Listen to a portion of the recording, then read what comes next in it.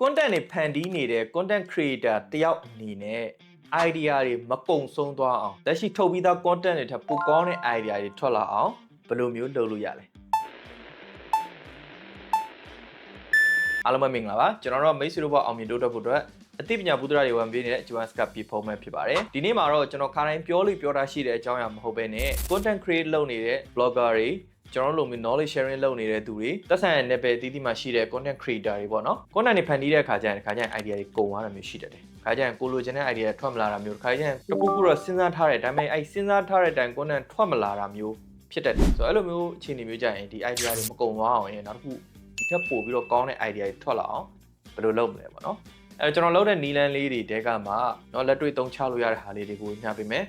ပထမဆုံးနံပါတ်1ကကျွန်တော်တို့ရဲ့သဘာဝဆန်မှုနဲ့အနည်းဆက်ဆုံးဖြစ်အောင်ရိုက်တာအကောင်းဆုံးပဲသဘာဝဆန်မှုဆိုတာကအခုကျွန်တော်ဒီဗီဒီယိုကိုမရိုက်ခင်ဒီနေ့ content video ရိုက်မယ်ဆိုပြီးစဉ်းစားထားတာရှိတယ်ဒါပေမဲ့ဘာရိုက်မလဲတော့ကျွန်တော်မစဉ်းစားထားဘူးကျွန်တော်စဉ်းစားလိုက်တယ်ငါသာဘာရိုက်မလဲဆိုတော့မသိဘူးဆိုရင်ငါဘယ်အကြောင်းကိုပြောတင်တယ်ပေါ့နော်အဲ့ကနေထွက်လာတဲ့ဒီ content idea ကidea တွေခန်းချောက်သွားခဲ့ရင်ငါတို့ဘယ်လိုရှေ့ဆက်မလဲပေါ့နော်ကိုယ့်ရဲ့သဘာဝနဲ့နီးစပ်တယ်ဆိုတာကကိုလက်ရှိလုပ်နေတဲ့အကြောင်းအရာတွေကိုလက်ရှိဖတ်နေတဲ့ဟာတွေကိုလက်ရှိနားထောင်နေတဲ့သချင်းတွေနဲ့ဖြစ်ဖြစ်ဒါမှမဟုတ်ကိုလက်ရှိရောက်နေတဲ့နေရာနဲ့ပဲဖြစ်ဖြစ်ဆက်နေတဲ့အကြောင်းအရာကိုဖန်တီးလိုက်ခြင်းဒီကျွန်တော်တို့ idea ကောင်းတွေထွက်လာနိုင်တယ်ပေါ့နော် idea တွေပြောင်းနေရင်တော့မှ idea တွေလိုပြန်ရောက်လာနိုင်တယ်ပေါ့နော်ပထမဆုံးတစ်ချက်ပေါ့ဒုတိယတစ်ချက်ကကျတော့ကိုဖန်တီးခဲ့ဘူးတဲ့အရာတွေတဲကမှမပြည့်စုံတာတွေဆိုတာရှိတယ်။နှစ်သုံးနှစ်လောက် content create လုပ်လာတဲ့လူတွေဆိုသိတယ်။ကိုယ့်ရဲ့အရင် content တွေတွားကြည့်လိုက်ရင် information တွေက outdate ဖြစ်သွားတာမျိုးတွေဒါမှမဟုတ်လိုအပ်တဲ့ပြုပြင်ပြောင်းလဲမှုတွေရှိနေတာတွေကျွန်တော်တို့တွေ့ရလိမ့်မယ်။အဲ့လိုအနေအထားမျိုးမှာဆိုရင်ကျွန်တော်တို့က idea အဟောင်းတွေကိုပ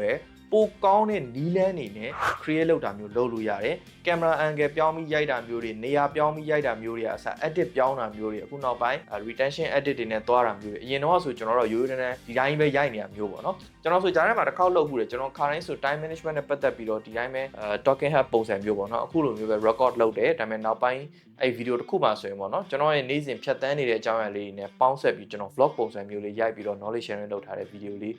းဒီရှိတယ်ပေါ့နော် content form တစ်ခုပြောင်းလိုက်တာမျိုးလည်းဖြစ်နိုင်တယ်ဒါမှမဟုတ်ပြောတဲ့စကားလုံးတွေဒါမှမဟုတ်သုံးရတဲ့အသုံးအနှုန်းတွေပေးတဲ့အချက်လက် context တွေကိုကျွန်တော်တို့ update တင်လိုက်ပြီးတော့ idea အသစ်တွေထုတ်လာတာမျိုးလည်းဖြစ်နိုင်တယ်ပေါ့နော်ဆိုတော့အဲ့ဒီနည်းနဲ့လည်းကျွန်တော်တို့ content တွေ refresh ပြန်လုပ်လို့ရတယ် upgrade တင်လို့ရတယ်ပေါ့နော်ကျွန်တော် content create လုပ်တဲ့သူတွေဆိုတာကို create လုပ်မဲ့ content အကြောင်းကို sharing လုပ်မှာအမှကျွန်တော်ဆိုရင်ငွေကြေးနဲ့ပတ်သက်ပြီးတော့ sharing လုပ်မယ်ဆိုရင်အဲ့ဒီငွေကြေးနဲ့ပတ်သက်ပြီးတော့ကျွန်တော်သိထားတဲ့အချက်တွေတဲက10% 20% လောက်ပဲကျွန်တော် sharing လုပ်လို့ရတယ် 100% လုံး sharing လုပ်လို့မရဘူးဆိုတော့ကျွန်တော်မလုပ်ချင်လို့မဟုတ်ဘူးဒါပေမဲ့ကျွန်တော်အုံနောက်ထဲမှာအဲ့ဓာတွေကိုအလွတ်ရနေတဲ့အစိတ်ပိုင်းတောက်လျှောက်ပြန်ပြီးတော့ပြောနိုင်မယ်ဆိုတဲ့အစိတ်ပိုင်းနည်းနည်းလေးပဲရှိလို့ကျန်တဲ့ဟာတွေဒီကျွန်တော်ကစာတောက်လျှောက်ဖတ်ပြီးတော့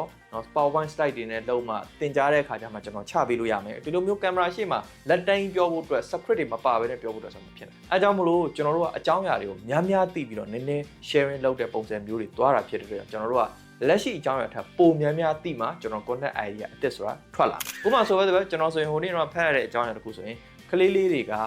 ကနှစ်နှစ်ဝန်းကျင်မှာသူတို့ရဲ့အုံနောက်တွေကတိဆောက်နေသေးပဲရှိသေးတယ်ပေါ့နော်အဲ့တော့ပြောမှဆိုအုံနောက်ကမပြည့်စုံသေးဘူးပေါ့သူတို့အုံနောက်မှာအဲ့မှာသူတို့ရဲ့အုံနောက်တွေကသွေးကြောလေးတွေဆက်နေတော့မှရှိသေးတယ်အဲ့ဒါတွေအားလုံးကိုဘယ်အချိန်မှာလုပ်တယ်ဆိုအိတ်တဲ့အချိန်မှာလုပ်တယ်အဲ့တော့ကလေးတွေအများကြီးအိတ်အကြိုက်အိတ်တယ်ပေါ့ကျွန်တော်တို့အကြောင်းအရာမျိုးတွေဆိုရင်ကျွန်တော်ရဲ့လက်ရှိနေ့စဉ်နဲ့အမျှဖန်တီးနေတဲ့ content တွေနဲ့သက်ဆိုင်လားဆိုတော့မသက်ဆိုင်ဘူးဒါပေမဲ့အခုလိုမျိုး content မျိုးဖန်တီးလာတဲ့အခါကျရင်ဥပမာပေးဖို့အတွက်ကတော့ဒါလေးထည့်ပြီးယူသုံးလို့ရတယ်ဒီ knowledge အစိတ်ပိုင်းတွေတစ်ခုပေါ့နော်အသစ်တွေကိုကျွန်တော်တို့ကထည့်သုံးဖို့အတွက်တွေထည့်ပြီးတော့ content ဖန်တီးဖို့အတွက်တွေကနေ့စဉ်နဲ့မျှ learning လုပ်နေဖို့လိုတယ် learning လုပ်တဲ့အခါကျရင်လည်းကိုယ့်အကြောင်းအရာနဲ့ကြီးပဲ learning လုပ်တာမဟုတ်ဘဲနဲ့ဥပမာဆိုပါတော့ food vlog ရိုက်တဲ့သူပဲထားပါတော့ဒါပေမဲ့ကျွန်တော်တစ်ခါတရံကိုရိုက်တဲ့ audio equipment တွေ camera တွေကိုနည်းနည်းရှင်းပြတာမျိုးလဲလုပ်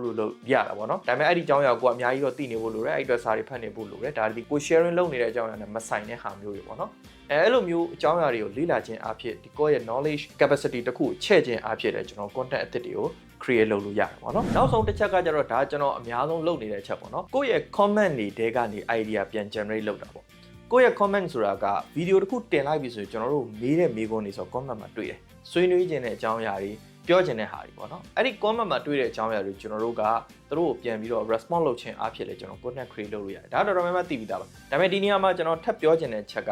ဒီ content တွေကို create လုပ်လိုက်တဲ့အချိန်မှာထွက်လာတဲ့ comment တွေကိုကျွန်တော် direct ပြန်လို့ရပါမယ်ဒီ comment အနေနဲ့ပတ်သက်ပြီးတော့ကျွန်တော်တို့လုံးဝမသိတာမျိုးရှိသလိုတခါလေးကျရင်သိတော့သိရဒါပေမဲ့နက်ဆက်မသိသေးတာလည်းရှိတယ်အဲ့လိုအနေအထားမျိုးမှာဆိုရင်အဲ့ဒီ comment တွေမှာပြောတဲ့အကြောင်းအရာလေးကိုကျွန်တော်အသေးစိတ်လိုက်ပြီးတော့